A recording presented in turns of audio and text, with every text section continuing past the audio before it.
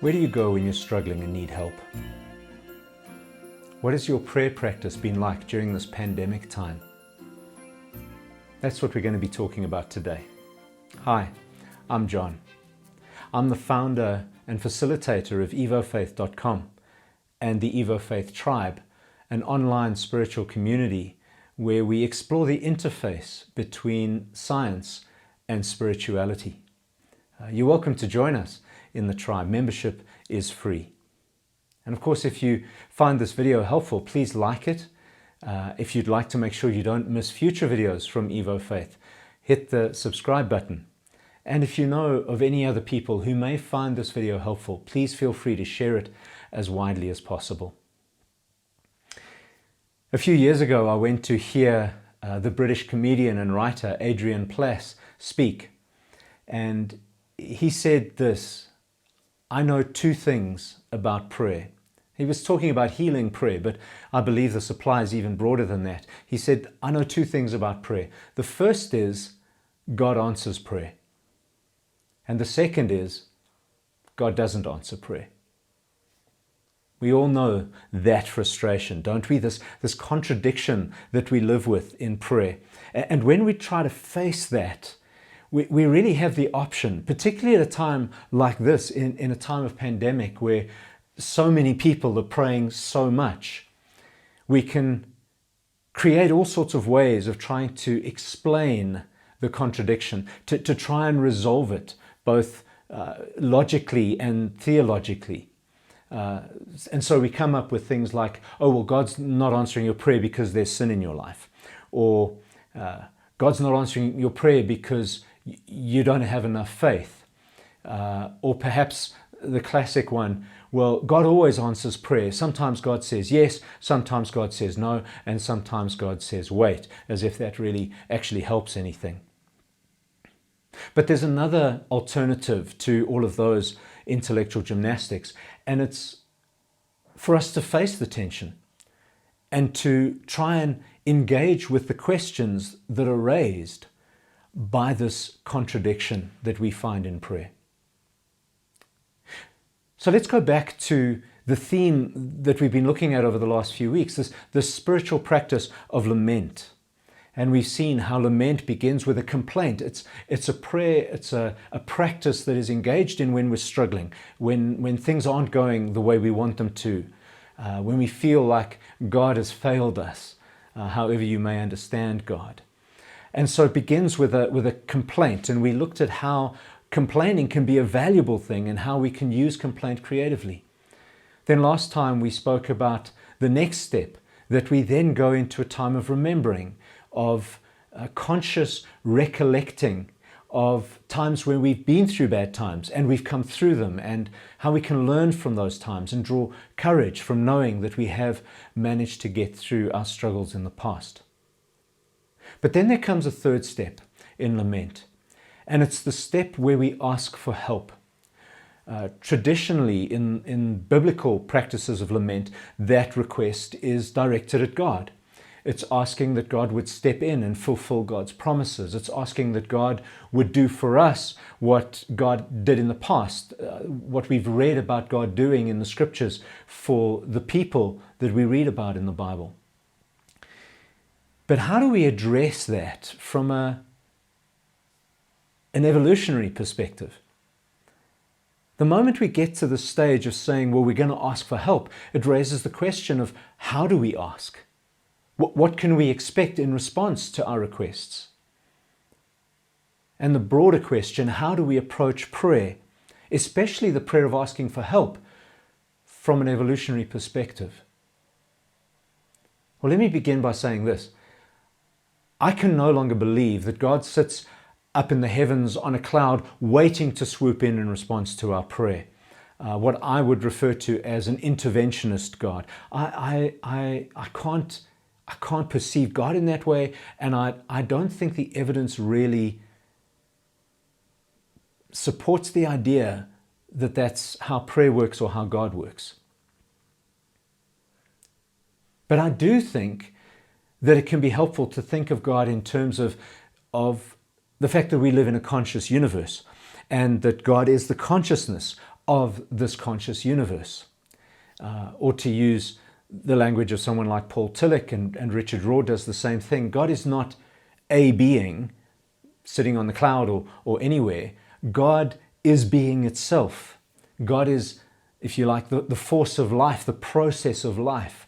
Or I like to think of God as the process that drives evolution forward. But the moment we begin to think of God in that way, and not as a being, as a kind of superhuman sitting on a cloud somewhere, then that has to affect how we view prayer. And right away, prayer stops being a transaction. You know the idea where prayer is kind of like a slot machine. You put your prayer in, pull the handle, and out comes your result. Prayer can't look like that.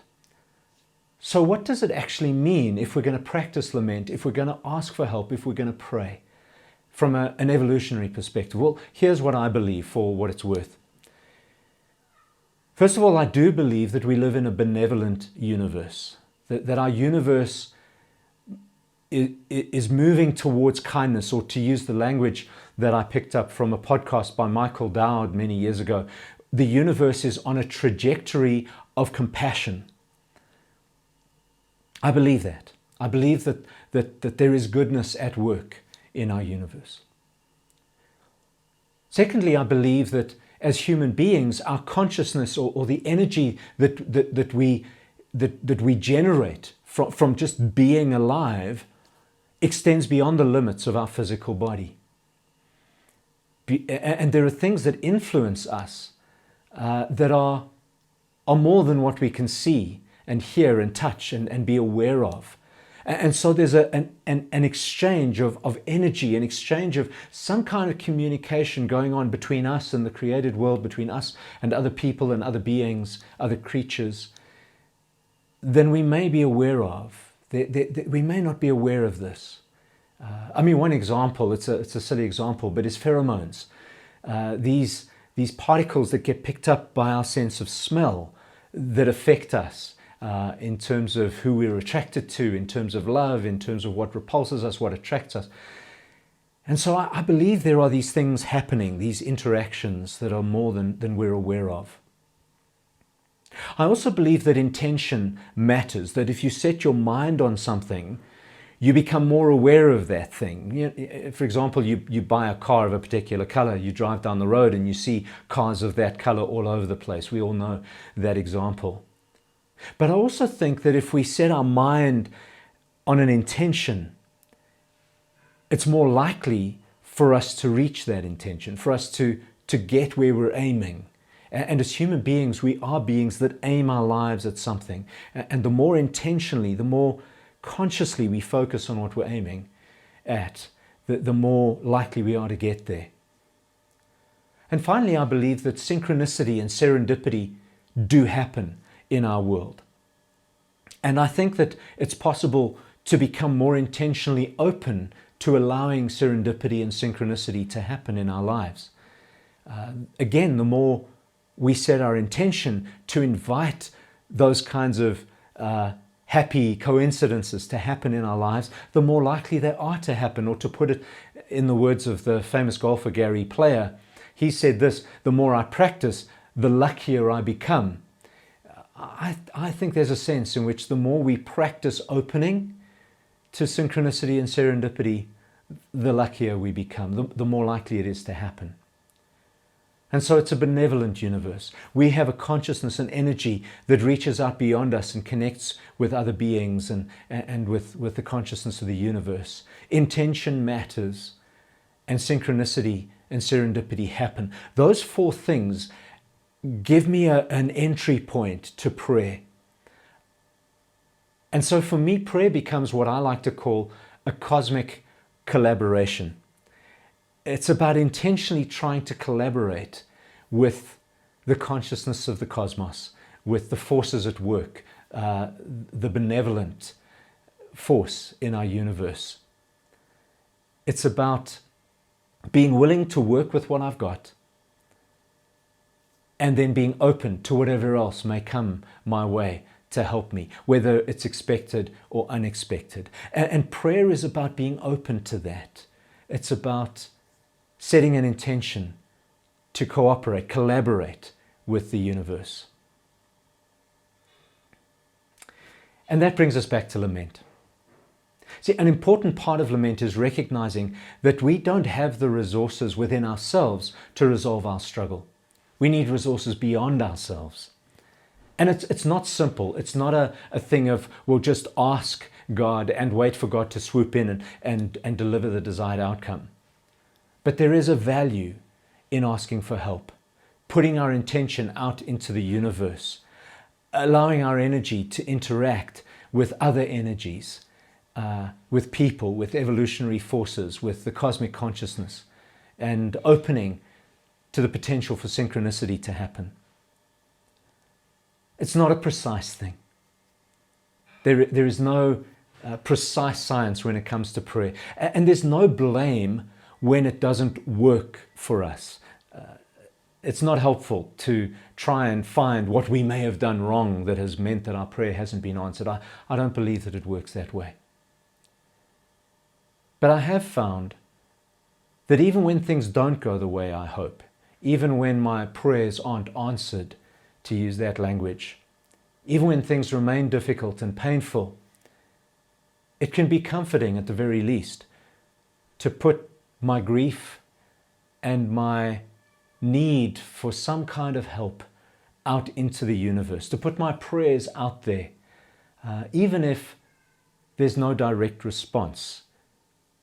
Somehow just feeling that there's a universe where pain exists, but where hope and goodness also exists, and that I can add my pain to that and open to whatever goodness may come, can sometimes help me find, if nothing else, a sense of peace and a sense of courage to navigate whatever I may be facing. Now I realize that that may not be the most exciting answer to what prayer is. It may not be what you'd hoped for.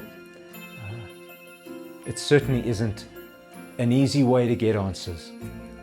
But I do hope it's an honest way of approaching prayer that deals with the tensions, with the contradictions, with the questions. And maybe there's something in all of this that can help you in your own prayer. So thank you for listening. Once again, if this has been helpful, please like the video. If you want to make sure you don't miss future videos, hit subscribe and share the video with anyone else who might find it helpful. See you next time.